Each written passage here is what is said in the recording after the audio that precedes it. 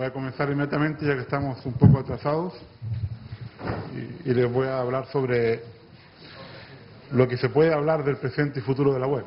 Es un tema complicado, predecir el futuro no es fácil, y sí un poco más del futuro de los buscadores. Esto es lo que quiero cubrir en la presentación. Primero voy a hablar un poco de la web, las tendencias hoy en día. Luego dos temas que son muy importantes para la gente que trabaja con la web.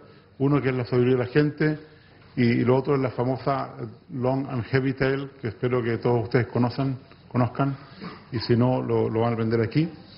Y luego tendencias en buscadores, cuáles son tal vez los 7 temas que yo creo que son más importantes en el futuro de esta tecnología. Bueno, aquí hay unos datos de Internet y la web, no los voy a leer todos. Lo más importante son los de el crecimiento de la web. Hoy en día, según las estadísticas que realiza mensualmente Netcraft, hay alrededor de 525 millones de nombres de servidores web. Este número ha seguido creciendo de una manera muy rápida en el mundo. Hace 2 años hubo la primera vez una caída, pero después se recuperó en 2 meses y ahora sube más rápido que antes. Es decir, como que la crisis la afectó un poco, pero después siguió creciendo. Ahora, esos nombres de servidores realmente abarcan solamente 170 millones de sitios web diferentes. Es decir, en promedio cada servidor web tiene 3 nombres. Y nadie sabe tampoco el tamaño de la web estática, es decir, la web que son ficheros en un servidor web, por lo menos son 50.000 millones, pero podrían ser muchos más. Lo que pasa es que como la mayor parte de la web es dinámica y esa web es infinita, esto es realmente nada. Quiero que traten de medir cuántos son 170 millones de servidores web. ¿Cuántos conocen ustedes? Ni el 0,01%. Todos usamos un buscador, si no, no lo encontraríamos.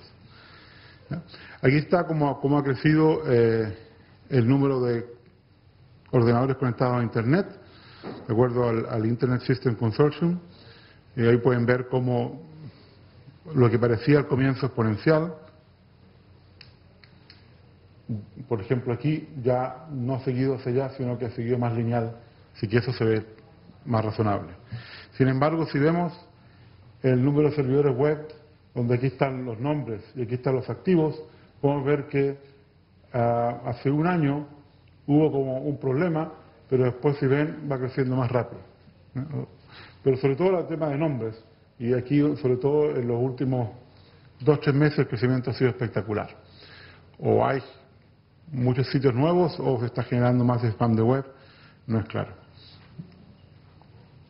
Si les interesa saber quiénes son los dominantes en este mercado, bueno, Apache, número 1, Microsoft, número 2, pero ya ahora hay uno nuevo que apareció hace poco, solamente tiene 3 años, que se llama Nginx, que pronto tal vez sea el número 2 del mercado. La mayoría de estos son gratuitos y pueden ver que los más antiguos ya no existen. Ahora, esto es el crecimiento absoluto. Si tomamos el crecimiento relativo, pueden ver que hubo un momento que el segundo se acercó al primero, pero ya después no fue cierto, y esto se ve mejor en esta curva, donde se ve el porcentaje de mercado, es decir, actualmente Apache tiene sobre el 60% de los servidores web del mundo. Este es código abierto, muy eficiente, etc.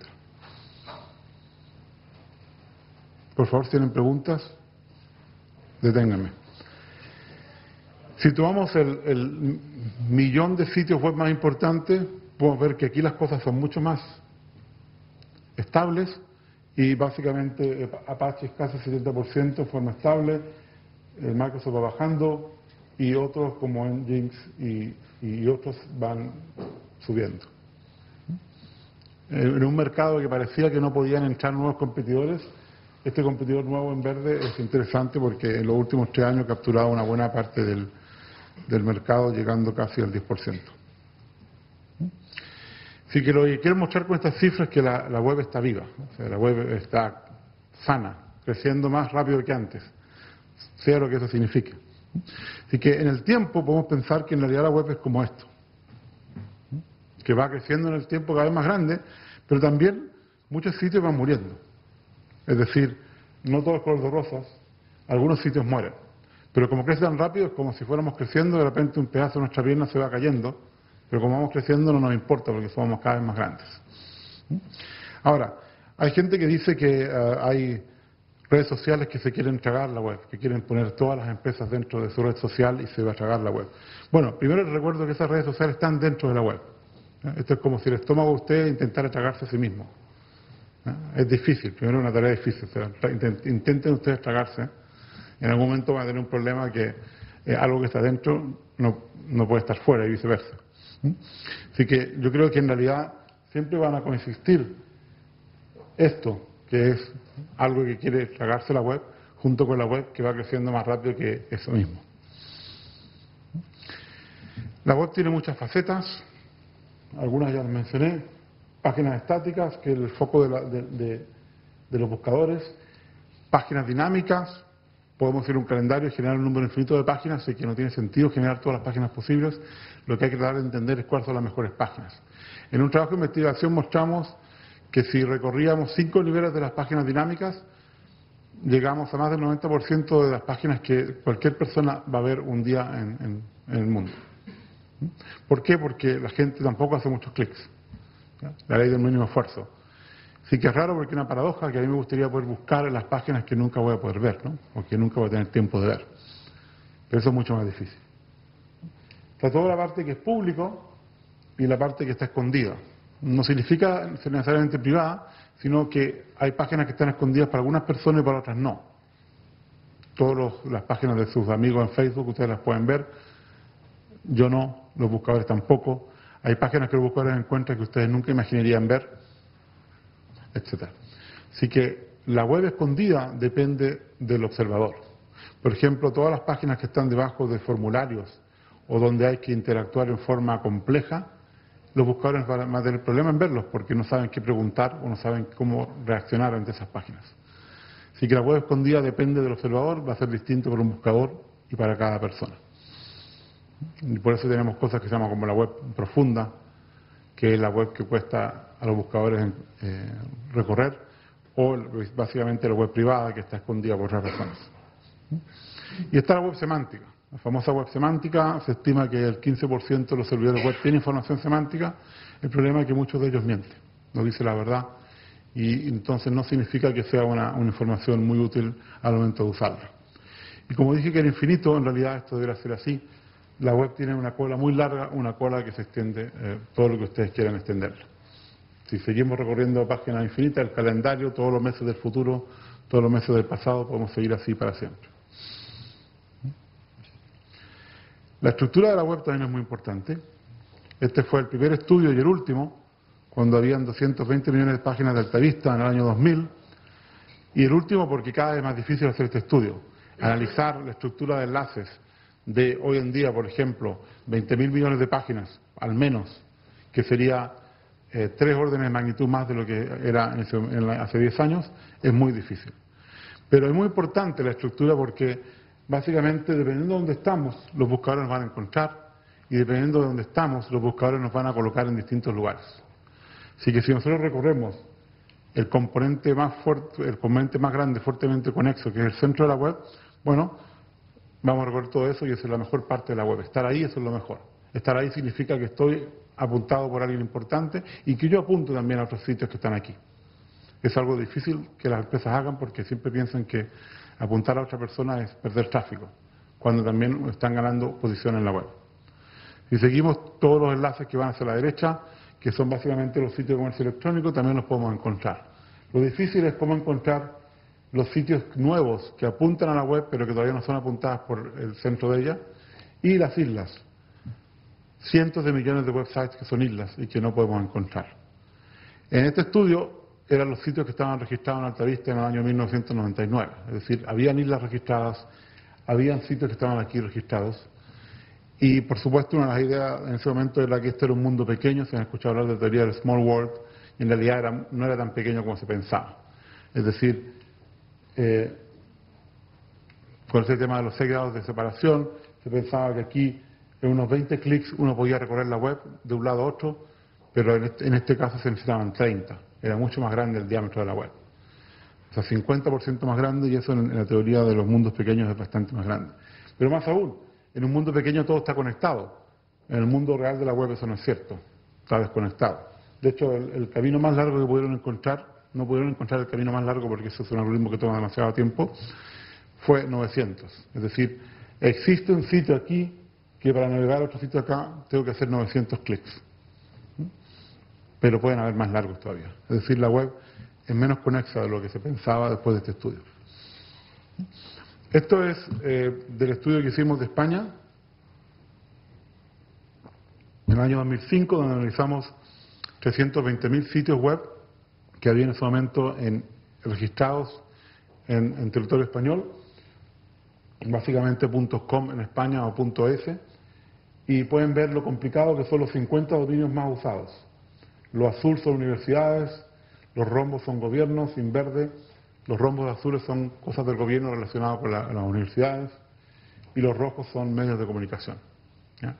Esto era en ese momento lo más conectado. Pueden ver que hay cosas que están mucho más conectadas que otras, pero lo más increíble es que están todos conectados. Si estos son los 50 más importantes, imagínense en 100.000. O sea, es muy difícil de entender.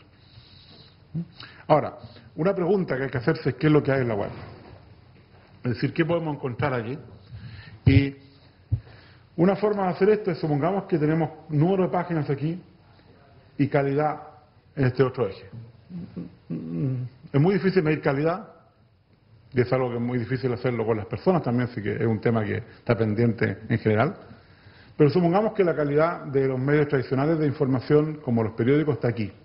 Eso es lo que vamos a llamar los medios de publicación tradicional.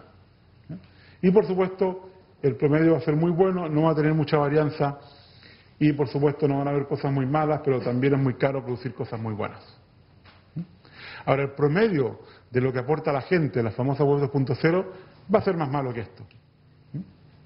Pero hay tanta gente haciendo esto que la curva va a ser superior al mismo nivel de calidad. Y aquí yo creo que estoy siendo pesimista. Esta curva está mucho más arriba, y tal vez más arriba que esta. Es decir, si tenemos, por ejemplo, hoy en día más de 100 millones de personas aportando contenido, esto es mucho mejor que en vez de 100 millones de personas, las millones de personas que trabajan en medios de comunicación. Ahora, el tema de cantidad también es un tema que está mucho más difuso hoy en día, porque con tecnologías como Ajax o otras tecnologías que permiten modificar dinámicamente la página, el concepto de página ya no tiene mucho sentido. Es decir, si alguien le dice páginas vistas, ¿qué significa eso? Si la página es completamente dinámica. Bueno, social media, un tema muy importante en la web, supongo que ustedes conocen esto, aquí hay algunos de los sitios más importantes. Pero ¿qué más hay en la web? ¿Alguien se acuerda de esta página? La página del $1.000.000. $1, un píxel. Ahora, esto muestra quién está dispuesto a pagar en la web. Así que es un reflejo de la web. Y pueden ver de todo, ¿no? Películas, CDs, casinos, incluso gente que compró para alquilar espacio. Todos los modelos de negocio están aquí. Y esto fue hace bastante tiempo, pero muestra lo que hay. Y por supuesto, una de las cosas más importantes de lo que hay es web spam. Es decir, spam de web, que no es spam de mail, es texto falso, enlaces falsos, clics falsos, por el incentivo económico de que si uno tiene publicidad en la página y hay clics, uno puede ganar dinero. Así que esto es una batalla permanente que tenemos los buscadores con el spam, y no es claro encontrar incentivos contrarios para que la gente no haga esto y para que la gente construya su reputación en forma ética.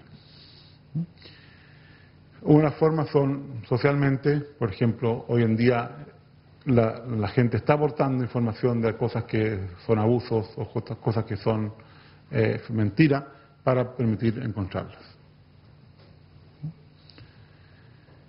Un ejemplo de spam es un desafío que hicimos por 3 años en sitios del Reino Unido, Cada círculo aquí es un sitio web del Reino Unido. Aquí hay como 12.000 círculos. Los claros son sitios válidos, los oscuros son sitios que son spam. Pueden ver que hay algunos que son muy fáciles. Esto las famosas llamadas granjas de enlaces. Por ejemplo, 6 sitios que se apuntan todos entre ellos, pero no están conectados con el resto de la web. Eso no es muy bueno. Gente que no sabe con quién se junta, uno que no parece spam con 4 que sí son. Bueno, como se dice el refrán, dime quién son tus amigos y sabré quién eres. Y bueno, estos son los más complicados. Este es el spam más inteligente, que son sitios que están dentro de la parte más importante de la web, del centro, que están conectados y que son los más difíciles de encontrar. Esos son los que lo han hecho bien para mal de los buscadores. Bueno, pasemos al segundo tema. El primer tema era de la web. El segundo tema tiene que ver con la sabiduría de la gente, que es una forma más elegante de decir minería de datos de la web, análisis de datos de la web, y viene de un libro que se publicó hace ya 7 años, yo se lo recomiendo. La web es solo un capítulo de este libro. De hecho, uno de los ejemplos iniciales con el que parte este libro es que en un pueblo en Suiza ponen una vaca en el centro del pueblo y le piden a todos los pobladores que digan cuánto pesa la vaca. Por supuesto, el que se acercó más al peso real fue el carnicero del pueblo. Se veía la vaca y sabía cuánto pesaba. Pero si sacaban el promedio de toda la gente, que si estuvieran en estadística, una gaussiana, si sacaron el promedio de eso, el peso del promedio era mejor que el del carnicero. Es decir, toda la gente en conjunto sabía más que el carnicero, porque en particular el carnicero estaba allí. De hecho, una de las cosas más interesantes de esto es poder encontrar al experto. Por ejemplo, en cualquier tema seguro que hay un experto aquí, pero yo no lo conozco. Pero si yo empiezo a preguntar a la gente, me van a apuntar al experto. Así que uno de los temas más importantes es usar la sabiduría de la gente para encontrar a quien más sabe de un tema. Ahora, eso tiene que ver con diversidad, independencia y descentralización. Tal como dice este libro, bajo las circunstancias correctas, los grupos son muy inteligentes. O sea, aquí todos juntos sabemos más que Daniel, que está allá atrás. Por supuesto, porque Daniel está incluido en el conjunto, ¿no? Tiene que ver con el carnicero del pueblo. El problema es cómo hacemos que el cerebro de todos nosotros juntos sea mejor que el cerebro de él, que está incluido. Es un problema de biología, no tengo idea de ese problema, pero no es trivial, ¿no? La democracia debe ser el mejor ejemplo, pero después de las elecciones de ayer es mejor no hablar ni aquí ni en Italia de este tema. Entonces, el punto es cómo agregamos datos. ¿Cómo hacemos que al agregar información consigamos algo que es mejor que cada dato por sí solo? PageRank, para los que saben lo que es PageRank, que entre paréntesis no son 12 niveles, si alguien cree eso no entiende nada, porque hay gente que dice el PageRank, sí son esas barritas que veo ahí. Es una agregación de enlaces que permite encontrar los sitios más populares de la web. Ahora, ¿qué podemos hacer con esto? Por ejemplo, les muestro un ejemplo aquí. Si yo busco en Flickr, que es uno de los sitios de Yahoo, grupos de imágenes para una etiqueta dada, por ejemplo, la etiqueta manzana en inglés, yo obtengo estos grupos. Estos grupos son, por ejemplo, el primero tiene que ver con el Mac, que es de Apple. El segundo tiene que ver con la fruta, que lamentablemente no es lo más importante, aunque es el nombre original. El tercero tiene que ver con productos de Apple, como el iPod. Y el cuarto tiene que ver con New York, porque se llama The Big Apple. ¿Ya? Ahora, aquí hay 0 procesamiento de imágenes. Lo único que se hizo es tomar todas las etiquetas que aparecen con Apple y hacer agrupación de etiquetas similares.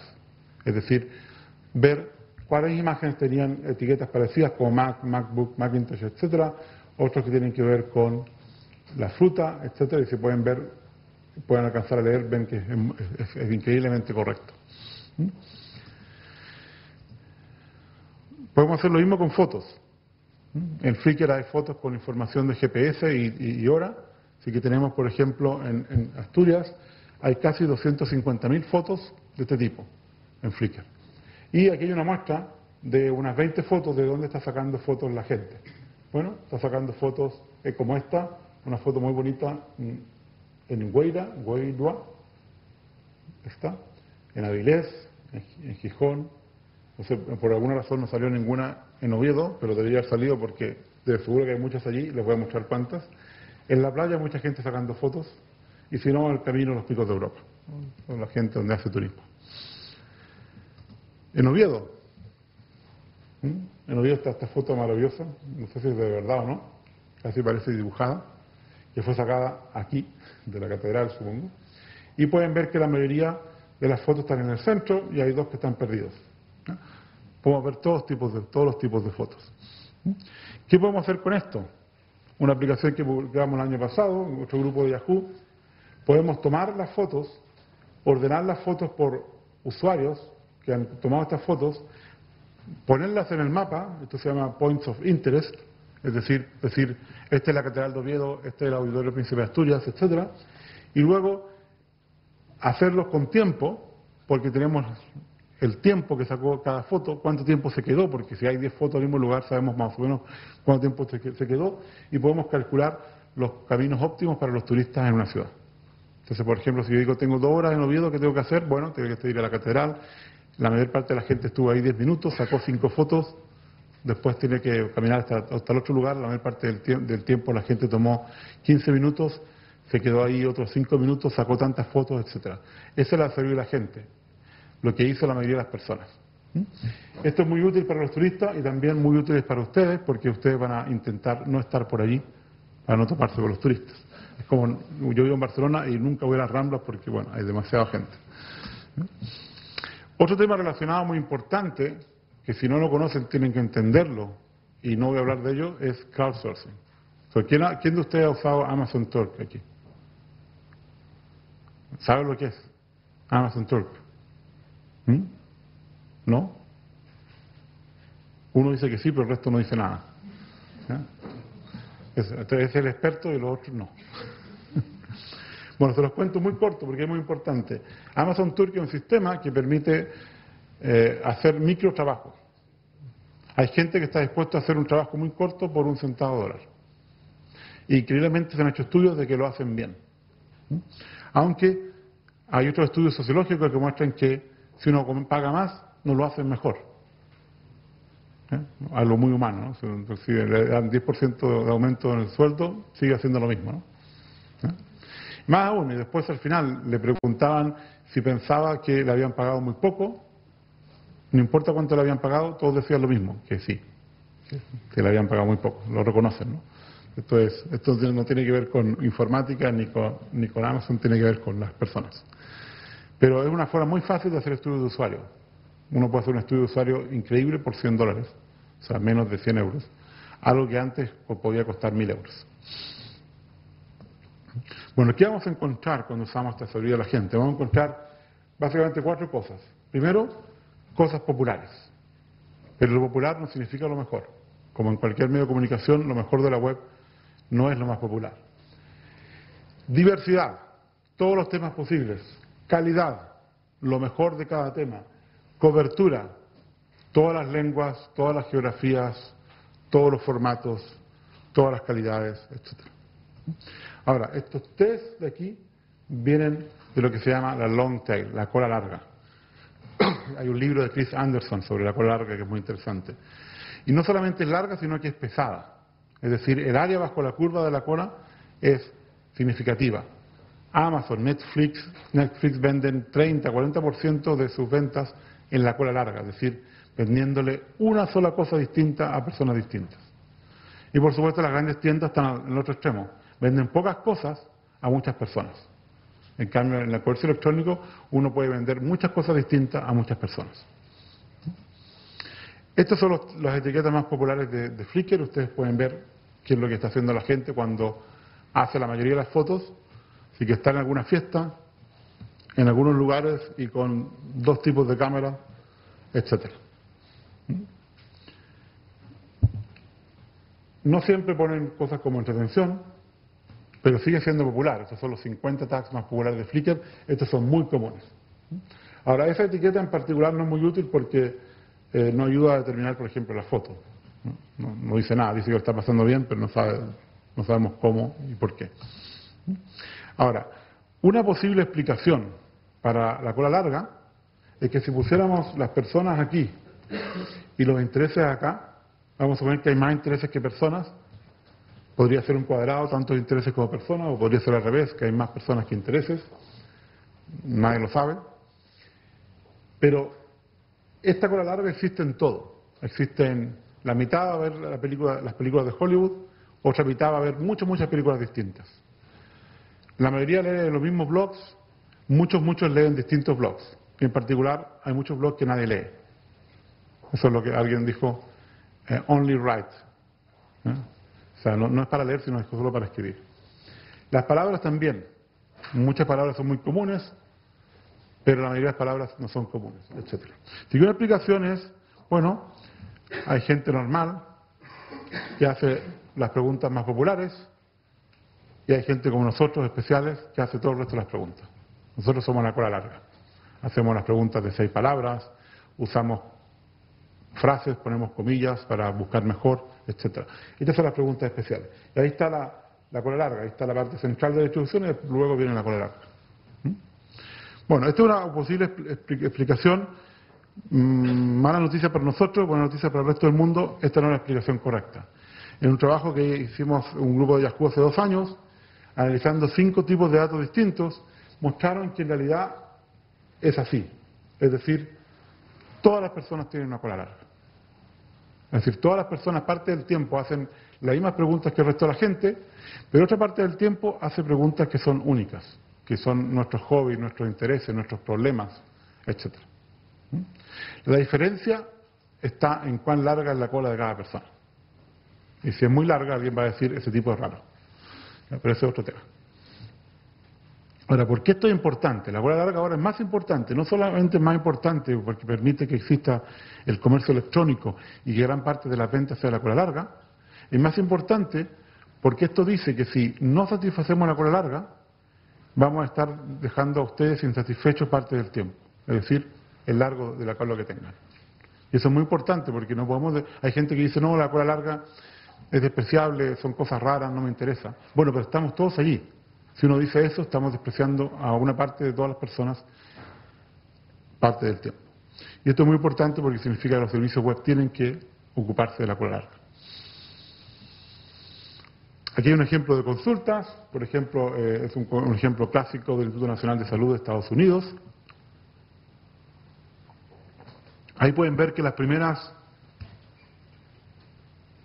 11 preguntas son 50% del volumen. Y después hay miles de preguntas que son otro 50% del volumen. O sea, aquí está la cola larga. Tal vez se hacen una vez, 2 veces, pero son importantes.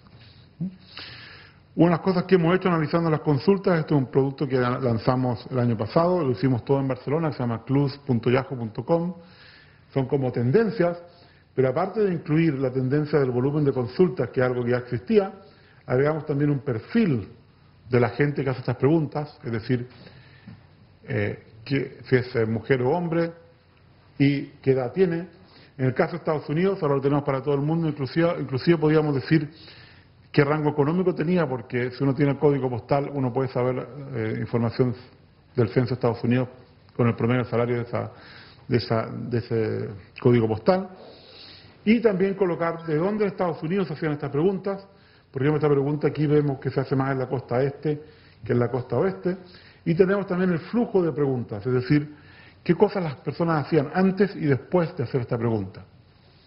Y esto es muy importante para gente que le interesa la publicidad, es muy importante para gente que quiere hacer estudios sociológicos, así que se los invito a usarlo.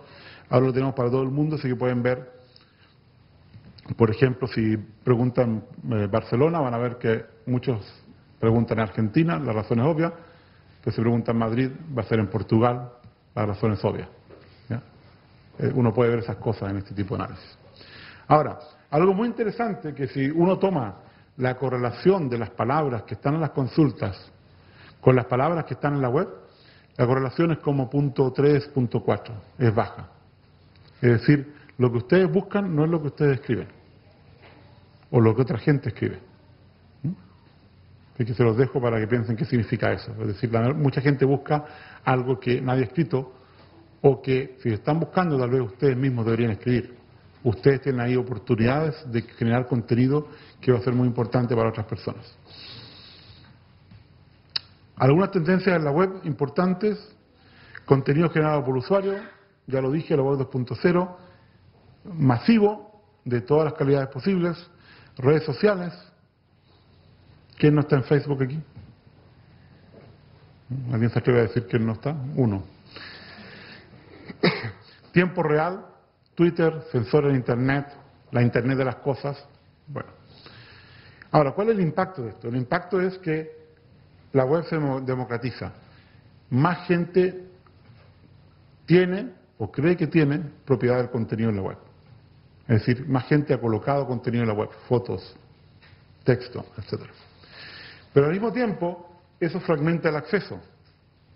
Porque el tiempo que tenemos disponible para ver la web sigue siendo el mismo. Hay más gente aportando, pero el tiempo es el mismo. Es decir, cada vez vemos menos de lo que hay. Es como los medios de comunicación. Cada vez podemos ver menos de todos los programas de televisión que hay, de todos los programas de radio que hay, etc. Es decir, la cola se hace más larga y más pesada. Y también, por el tema de redes sociales, se fragmenta el derecho de acceso. Es decir, hace 10 años podíamos hablar de la web pública y la web privada.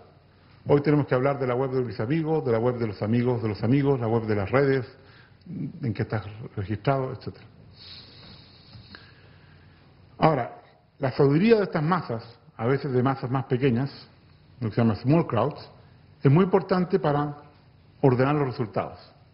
Es decir, primero la información de palabras, que es lo que existía antes de la web, luego información de enlaces como PageRank, información de etiquetas como en Flickr o YouTube o Delicious, y también información de las consultas. Es decir, cada vez que preguntamos y hacemos clic en una página, estamos implícitamente etiquetando esa página con nuestra pregunta. Y eso es muy importante porque cuando ustedes están buscando, no están tratando de hacer spam de web, sino que están tratando de lograr un objetivo, y ese objetivo va a ser real y ustedes van a hacerlo bien. O vamos a suponer que van a hacerlo bien. Ahora, el modelo actual de los buscadores, supongo que lo conocen, pero lo voy a repetir, es publicidad a la derecha que genera dinero para poder pagar toda la infraestructura masiva que uno tiene a la izquierda que permite buscar gratis en la web. Hay que agradecer que Overture, una compañía que después compró Yahoo, encontró este modelo que permite tener búsqueda gratis en la web. Si no, no sería gratis. No sería tan fácil buscar información en cientos de millones de sitios web. Ahora, parte del problema del futuro es qué es lo que queremos. Y aquí yo creo que los dos ejes más importantes tienen que ver con organización. A ver, ¿quién no tiene ningún papel en el escritorio? Levante la mano.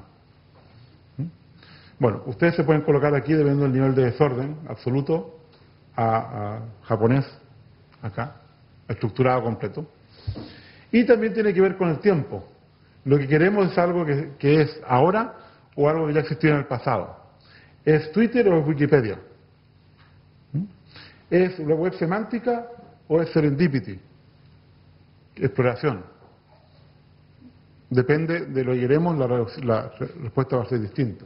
Por ejemplo, la información está en el pasado, la navegación está más bien hacia acá, transacciones comerciales van a estar más bien organizadas, noticias van a estar arriba, tendencias van a estar aquí, la web semántica va a estar por acá, Wolfram Alpha, si saben lo que es eso, va a estar acá, Serendipity va a estar aquí.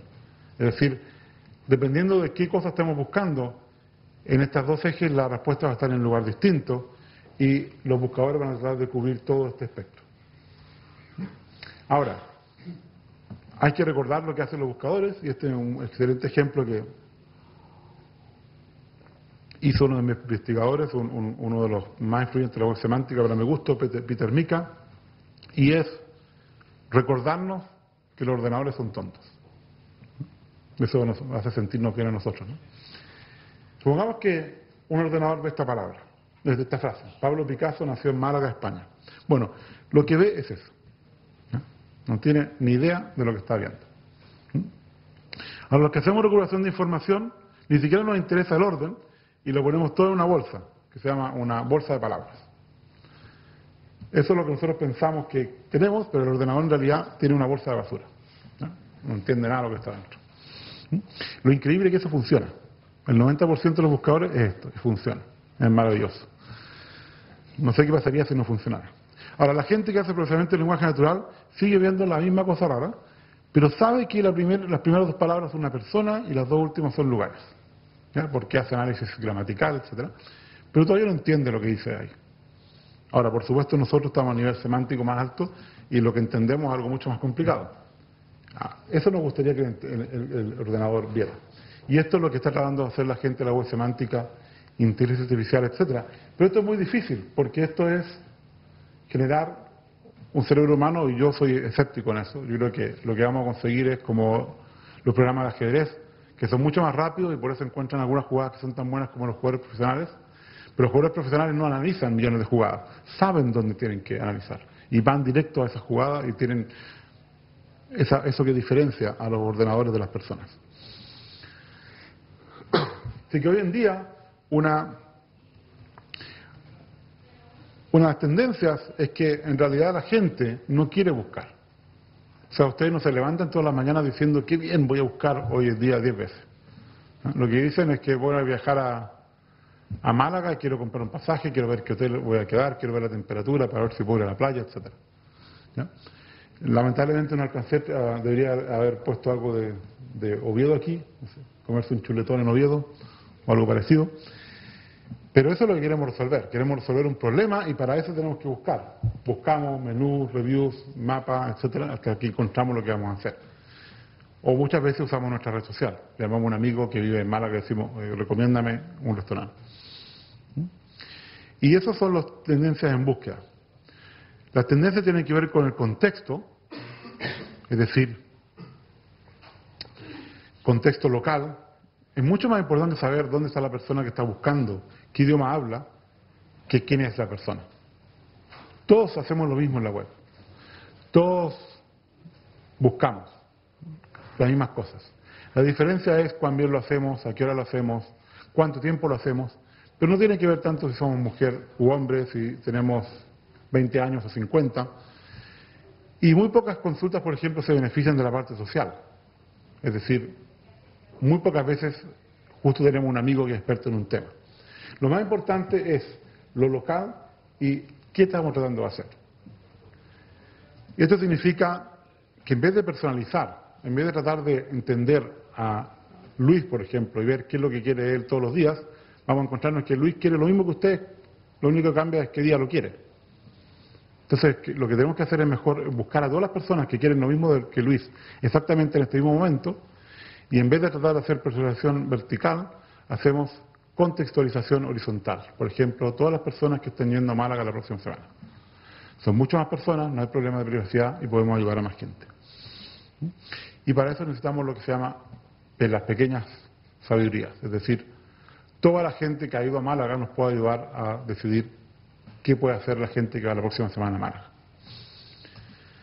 Y aquí otra cosa importante es la diversidad y la novedad. Es decir, no queremos que los ricos se hagan más ricos en los resultados de Internet, queremos mostrar cosas distintas. Si buscan por Apple, no queremos que los 10 primeros resultados sean acerca del Mac.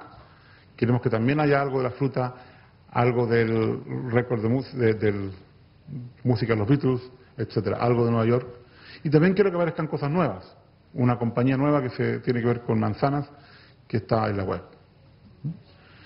Otro tema muy importante, poner distintos medios juntos. Y es una tendencia que ya comenzó, no solamente mostrar textos, sino mostrar imágenes, mostrar videos, pero hay muchos problemas que resolver ahí, como cómo ordenar cosas que son de distinto tipo, cuántas poner de cada tipo, dónde ponerlas, etcétera, son temas de investigación hoy en día.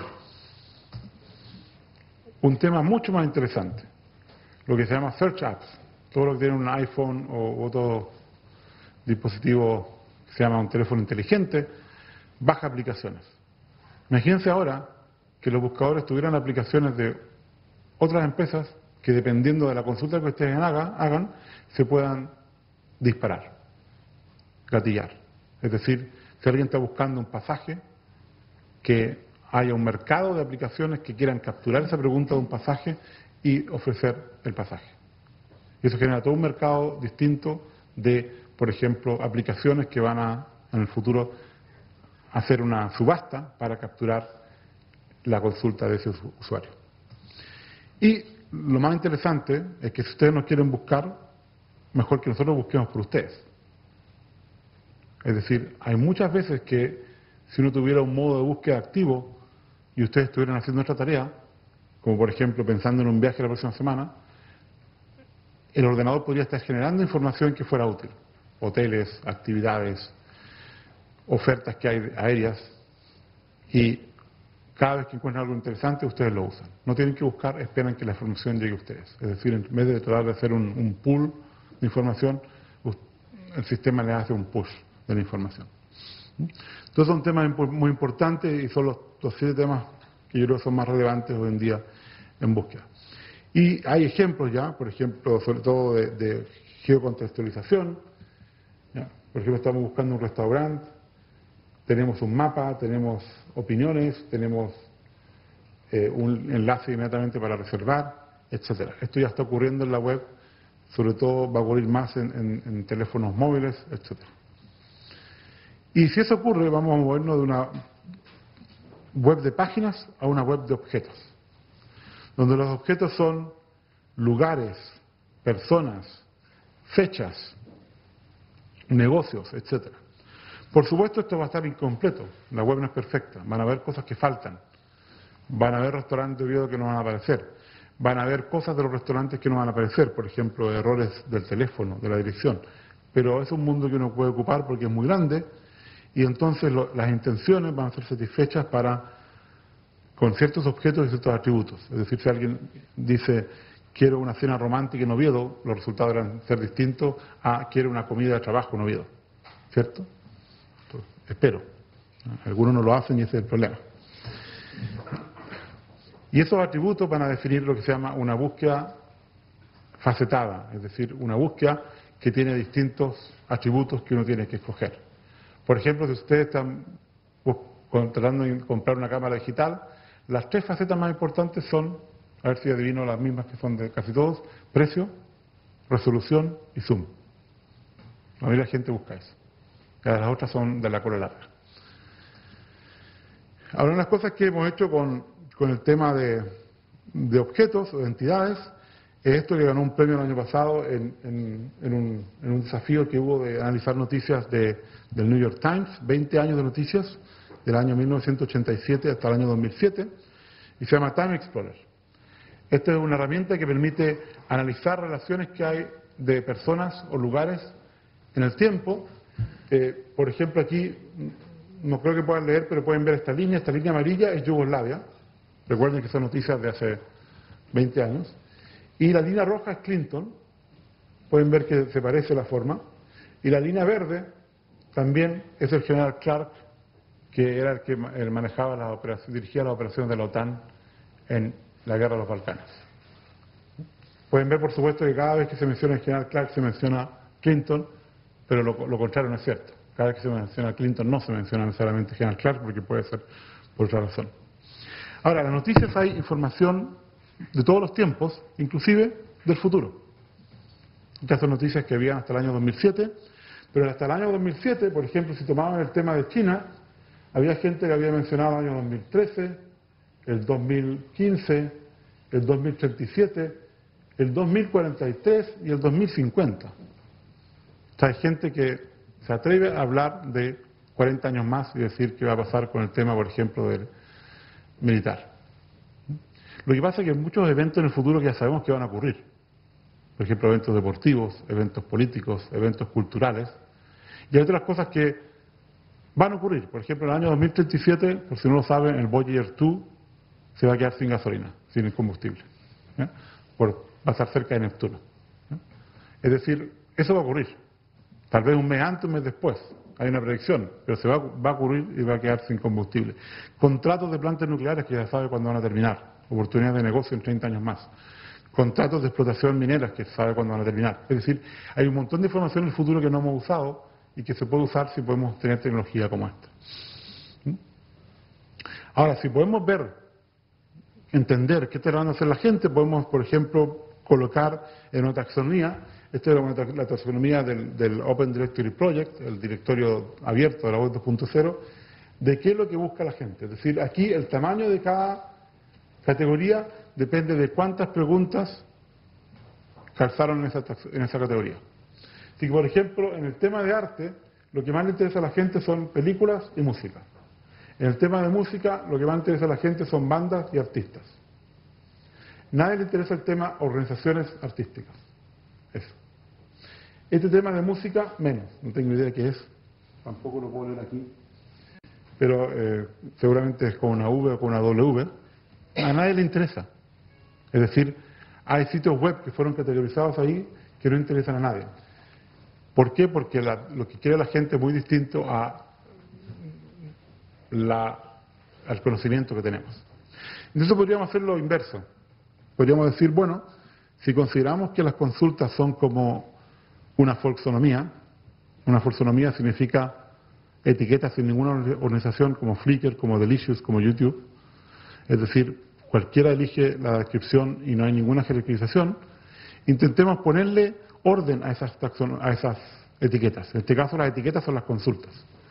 Entonces nosotros intentamos hacer eso, publicamos el año pasado este trabajo, y el problema es que la parte tecnológica es muy interesante, pero el resultado práctico no es mucho, porque lo que interesa a la gente es lo obvio. Por ejemplo, una de las cosas más importantes es que sea gratis. ¿Ya? La gente busca cosas gratis que no son, pero igual las busca por si acaso, ¿no? Bueno, en soñar no hay engaño, en decir no tampoco.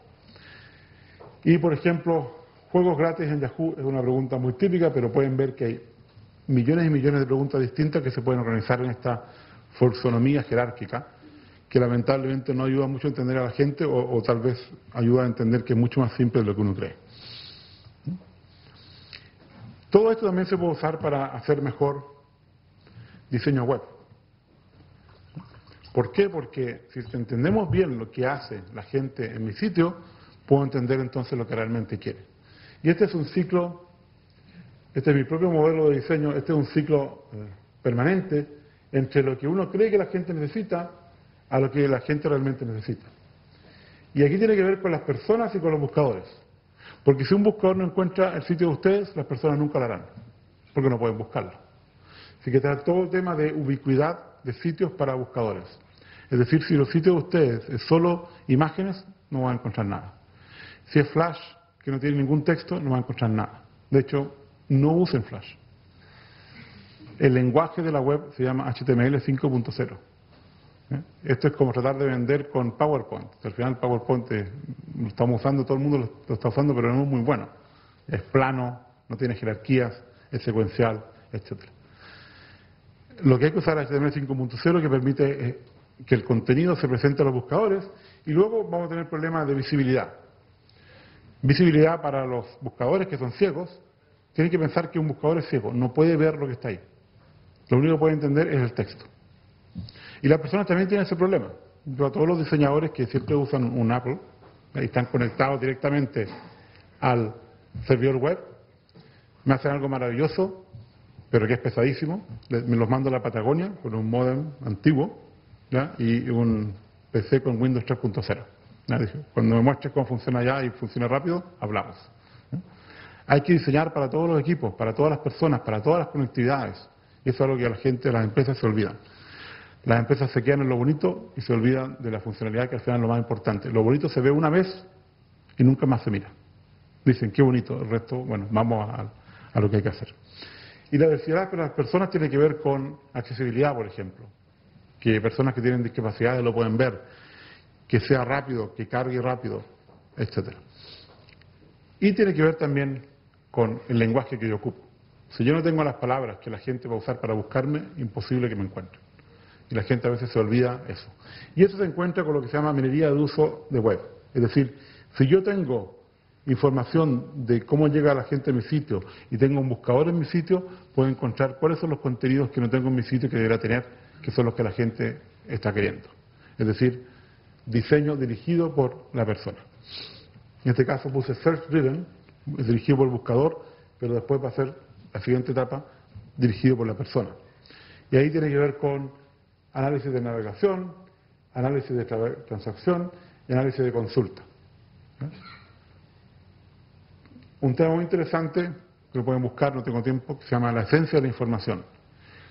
Para cada tema, ¿cuáles son las palabras que la persona va a usar? Esto es cultural, esto depende del idioma, depende de la región. Estoy seguro que aquí hay algunas palabras que usan más que en Madrid, y viceversa. Cuando la gente habla, se expresa de una cierta manera, y hay que usar las palabras que esas personas van a ocupar. Y si no las conocen, tienen que hacer análisis de datos de estos. Bueno, para terminar,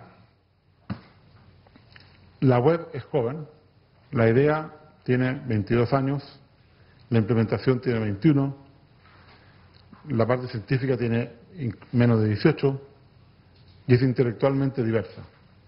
Hace 10 años, la web era un reflejo de la educación y los gobiernos del mundo. Hoy es un reflejo principalmente de la realidad social, económica y legal del mundo. Y para mostrarles eso, un ejemplo del estudio que hicimos de España. Esto es algo que uno le dice a los estudiantes no hagan, porque vamos a comparar naranjas con manzanas.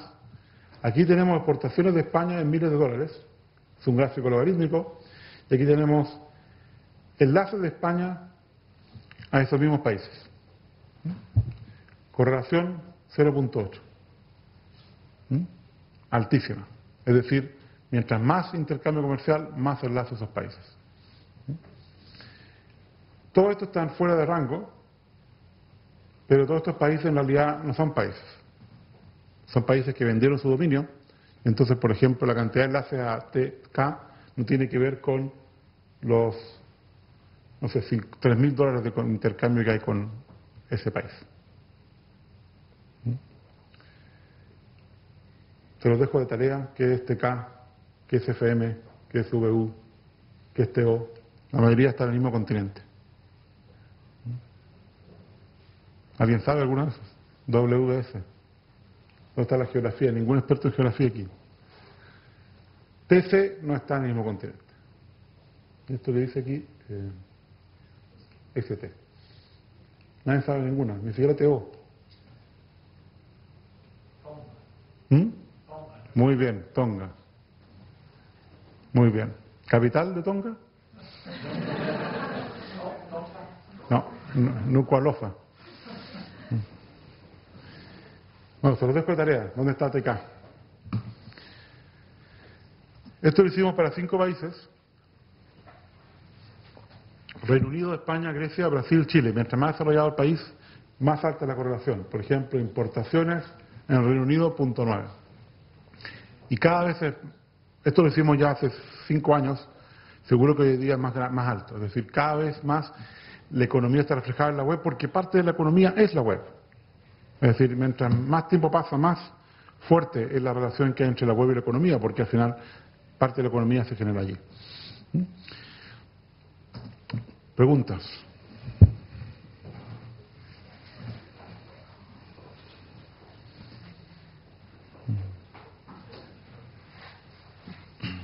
¿Sí?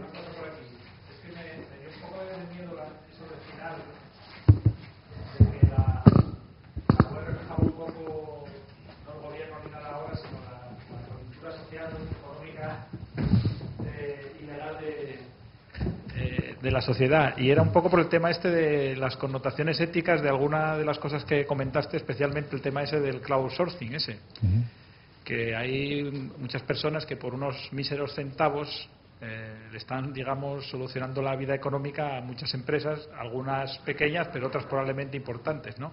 ¿No estamos llegando un poco a temas ya, bueno, rayando ya en cuestiones tipo el esclavismo y demás, porque no sé, da un poco que pensar eso, que grandes empresas se metan ahí en el mecánico en el ajedrecista mecánico de Amazon por unos centavos, solucionar problemas empresariales incluso importantes. A ver, esto está globalizado y demás, ¿no? Sí, sí, Entonces, te voy a contestar de otra manera. A ver porque si tenemos ahí 1.000 millones de chinos trabajando por unos centavos ahí. No, pero la mayoría no son chinos, la mayoría están en Estados Unidos porque hay que tener una cuenta una cuenta en Estados Unidos para poder recibir el dinero que ganas. Así que, en particular, la mayoría están en este momento en Estados Unidos y ahora empezaron en India, pero en China no creo que haya ninguno. Realmente la mayor parte de los trabajos son en inglés y que hay que saber inglés. Lo que tú dices en parte es cierto, pero yo creo que muchas de esas personas trabajan y ocupan su tiempo libre en el trabajo para hacer eso. Así que en realidad, yo diría, las empresas que están subvencionando eso tienen el problema. Ahora, por otra parte, si la Wikipedia funcionó sin ningún tipo de pago, ¿por qué pagarle algo a las personas va a ser más malo que, por ejemplo, pedirle a las personas que hagan trabajo gratuito? Yo creo que el sistema se autorregula. Hay trabajos que la gente pone que nadie hace, porque no lo consideran interesante, no lo consideran bien pagado, es decir, no hay ninguna obligación de hacerlo. Y de hecho hay todas unas metodologías ahora para poder, por ejemplo, encontrar a las personas que por ejemplo, hacen el trabajo pero contestan al azar, como los exámenes, que eso también es un problema, porque si tú crees que lo hizo bien y no lo hizo bien, tienes un problema, te están engañando. Y también, por ejemplo, diseñar trabajos que realmente sean justos en el sentido de que el mercado, tú pagues lo correcto para que, por ejemplo, el trabajo que tú quieres que se haga en un plazo razonable. Si tú no lo haces bien, va a estar ahí para siempre sin que nadie lo haga.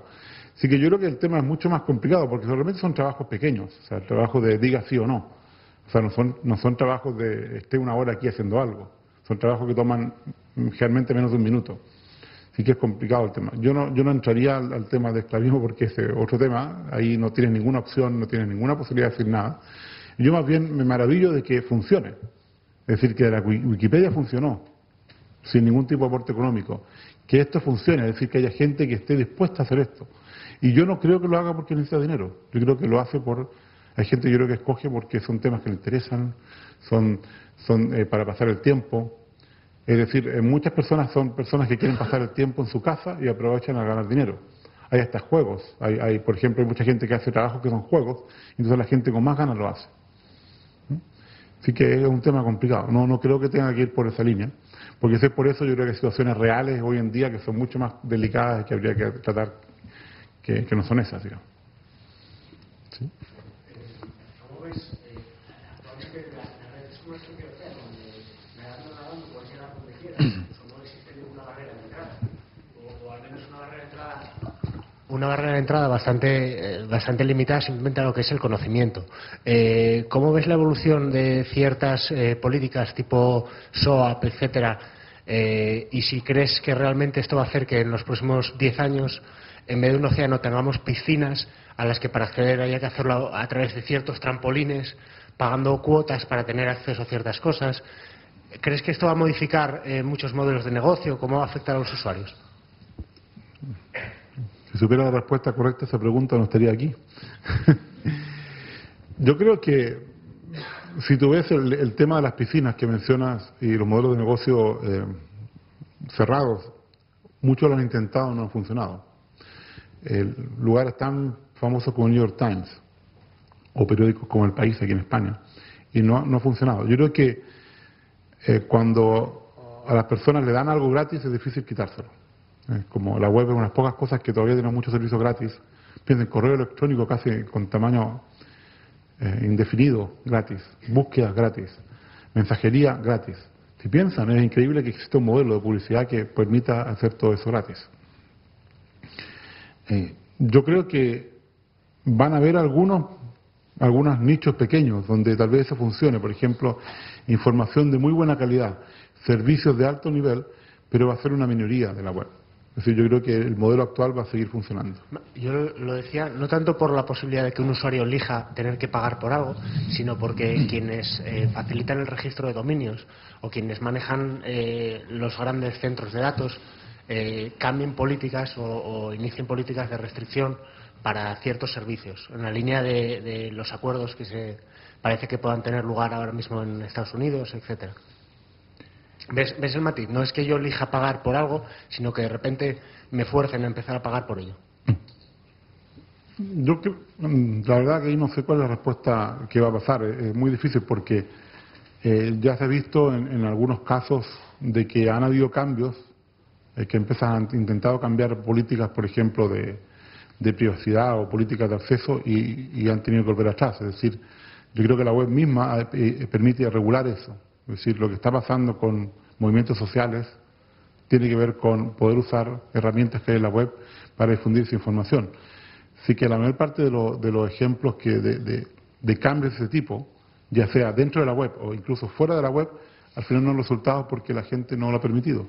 Sí, yo creo que es un sistema que se autorregula y esa es la gracia de tener un sistema que no es centralizado, es decir, que nadie lo puede controlar. Y yo no creo que se pueda controlar, es decir, si alguien dice voy a intentar controlar la web, en este momento sería el impacto que tendría eso sería mucho mayor al beneficio que podría traer.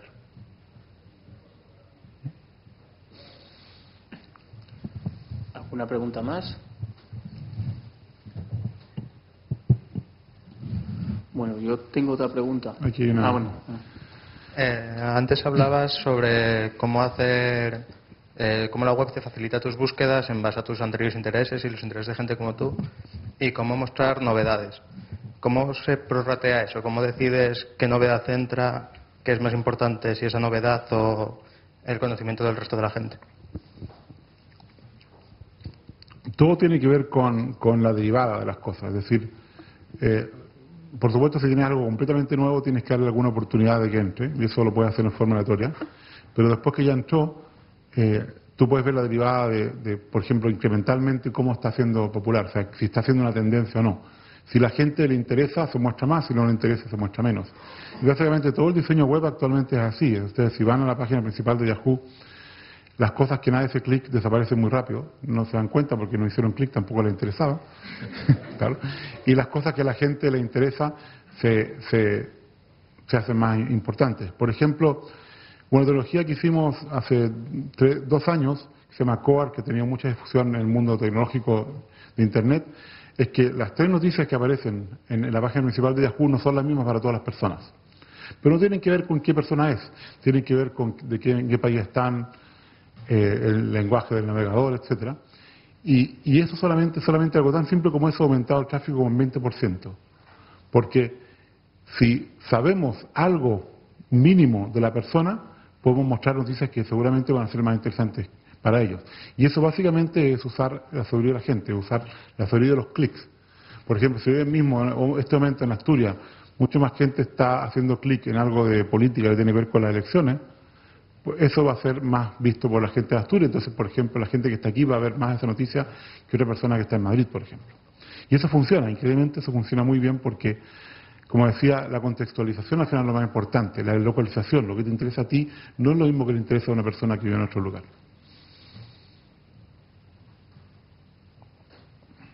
¿Tú tenías una pregunta? Sí, yo tengo una pregunta y es sobre la simplicidad de la información de las páginas web. Si hay algún estudio que nos diga si son más visitadas, no sé.